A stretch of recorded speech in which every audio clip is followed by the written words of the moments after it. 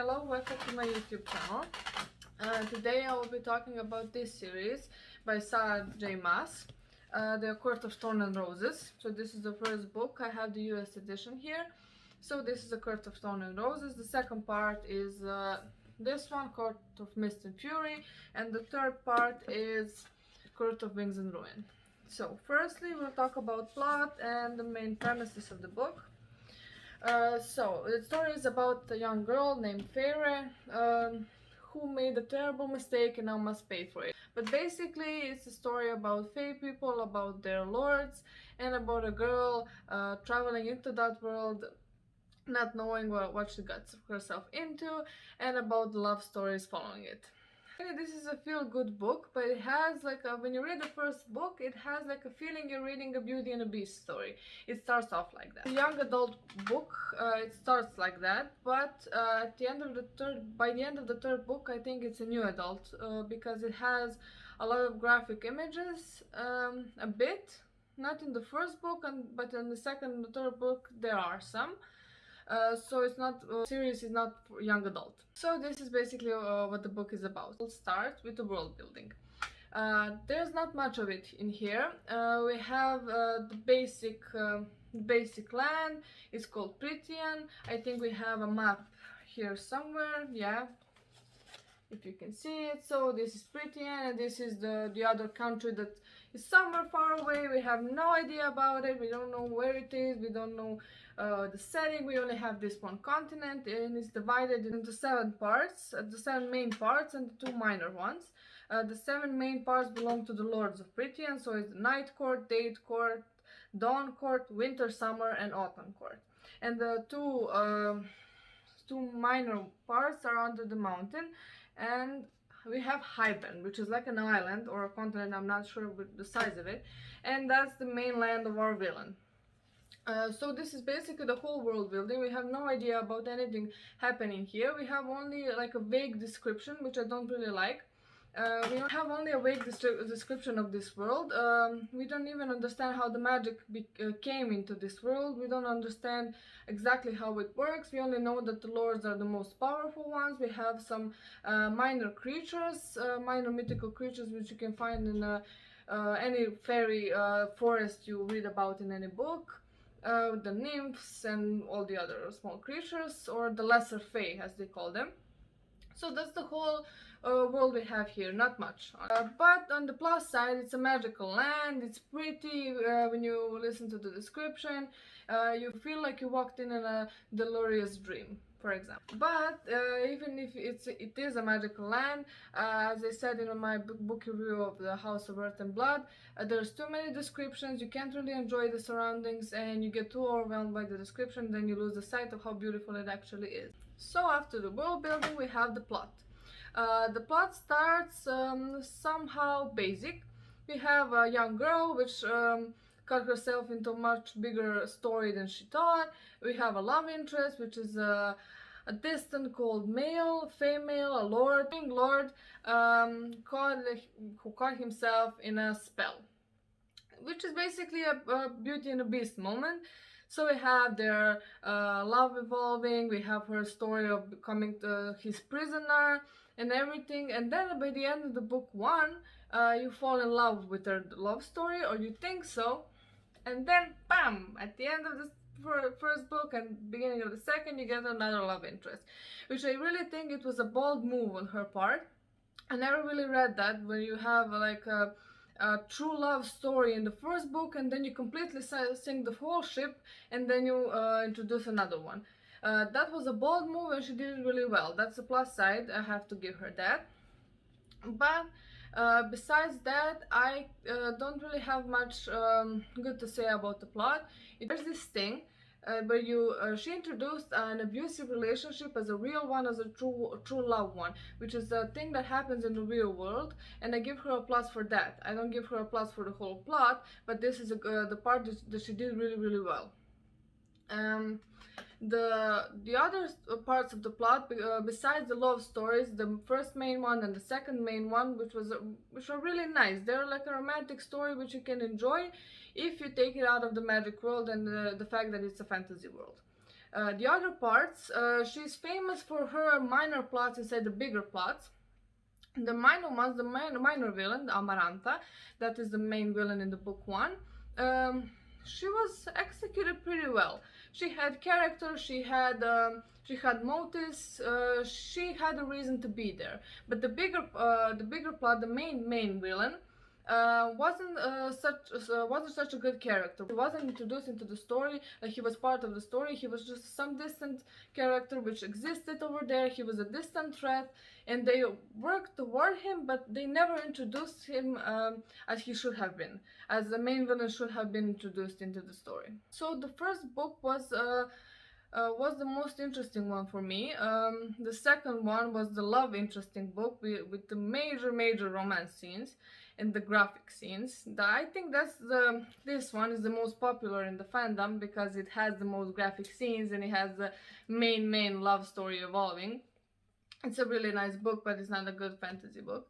And the third one, basically being the culmination of it all, wasn't such a culmination for me. It didn't have such a good build-up to the main battle. The main battle, however, I really liked.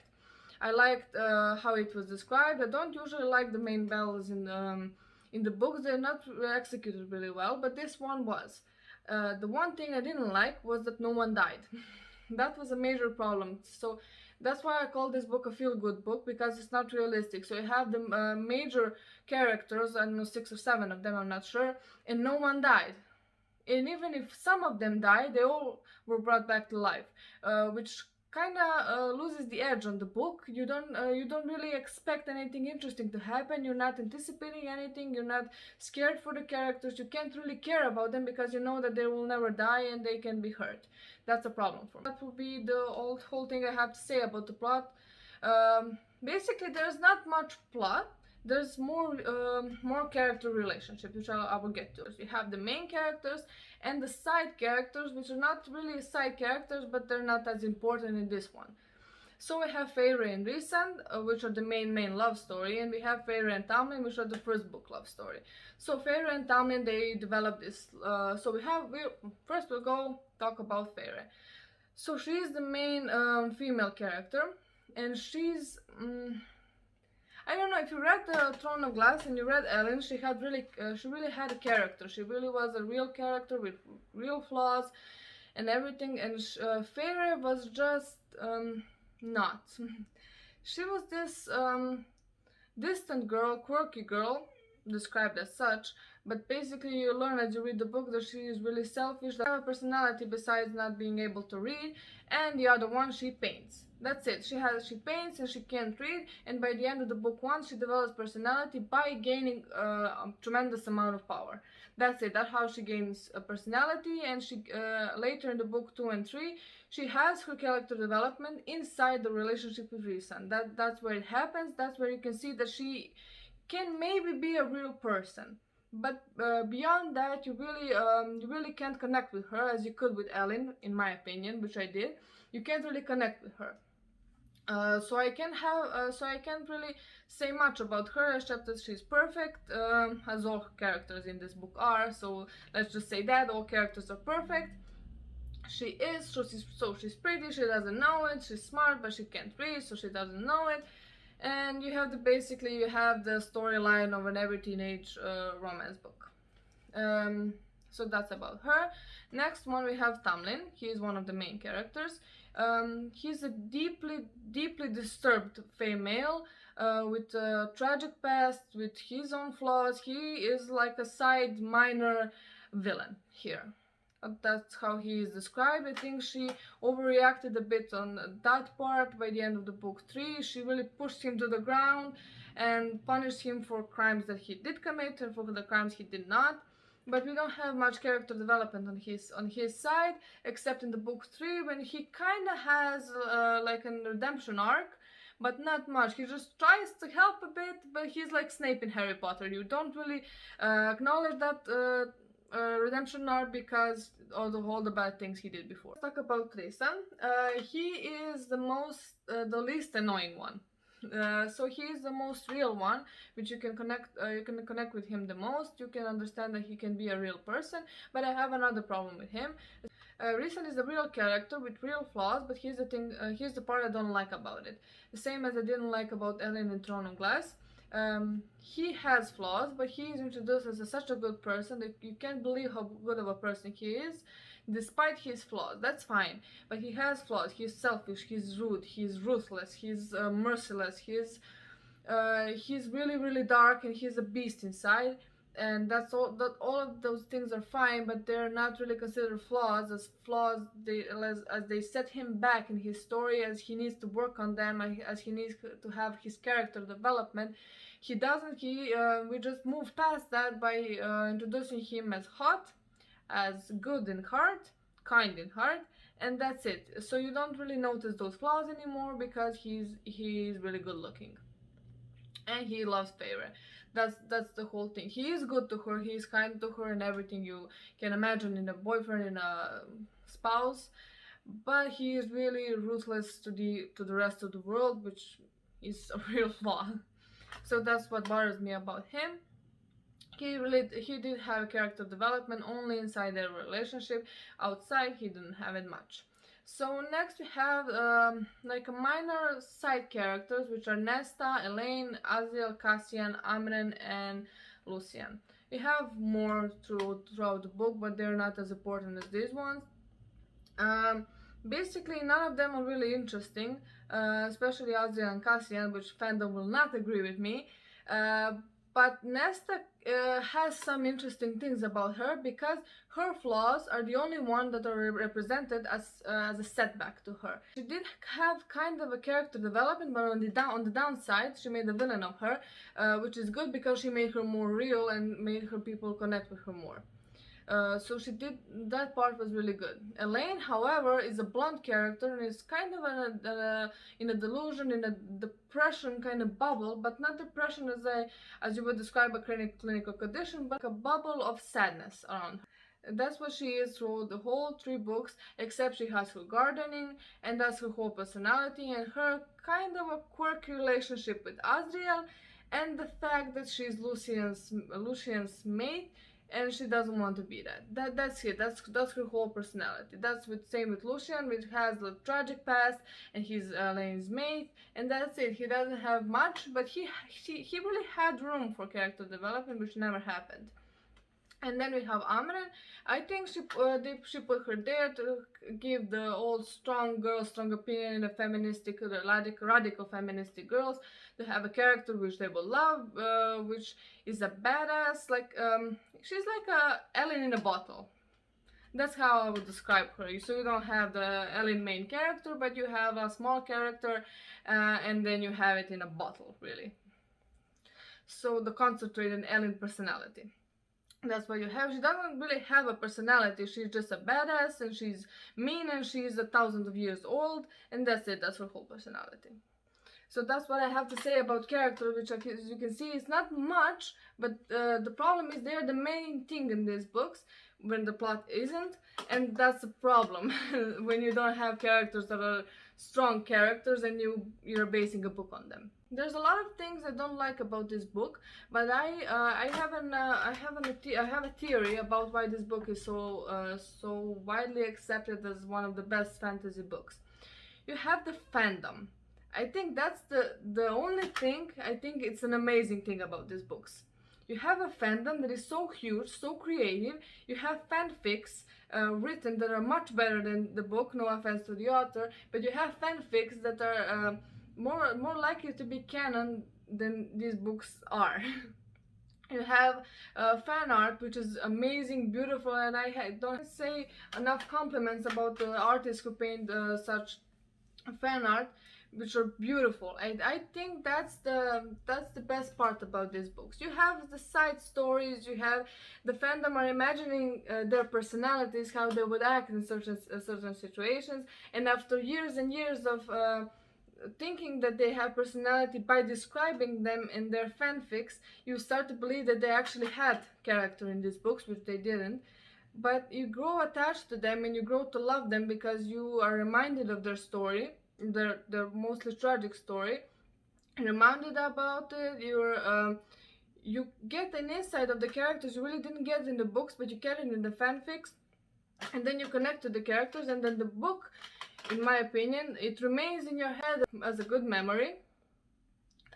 When you read the books again, you realize that the most things you liked about these characters are not from the book, they're from the fandom and their imagination. So I think that's the best part about these books. So the ending, as I said before, I didn't like the ending because no one died, which sounds kind of dark, but it would have given a realistic touch to the books. But overall, I like the ending as a feel-good ending, because it gave me everything I wanted. It gave me a perfect love story, a perfect ending for the love story. It gave me an amazing friendship ending. That's what the best part was. It gave me an amazing friendship ending, and I liked the ending. I really did, except it wasn't realistic. After these 3 books, she published another one, a tiny novella called Court of Frost and Starlight, which is a really nice book. Some of the people hated it, some of them didn't. I liked it only because of one part. So people hated it because it represented Feyre and Lysand as the most perfect people in the world, and they don't pay up for their flaws, and where Nesta did. They are forgiven for what they have done, and they have an excuse, and we believe in them, and that's fine, and then we think everything they say is true. But when it comes to Nesta, then we have the same thing, but she's villainized. That's what people didn't like about it. The part I did like is the same part, because now, because the next trilogy is about Nesta and Cassian, then we have a realistic character, which will give us an even better trilogy, if you ask me.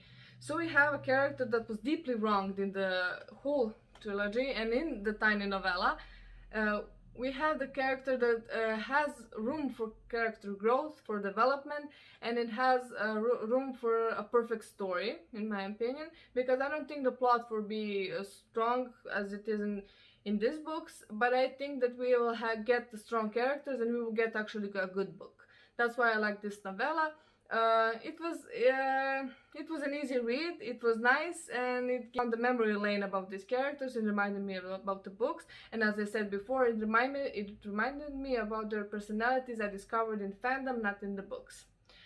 Which is fine, I think. I really like the fandom. I really like what they accomplished.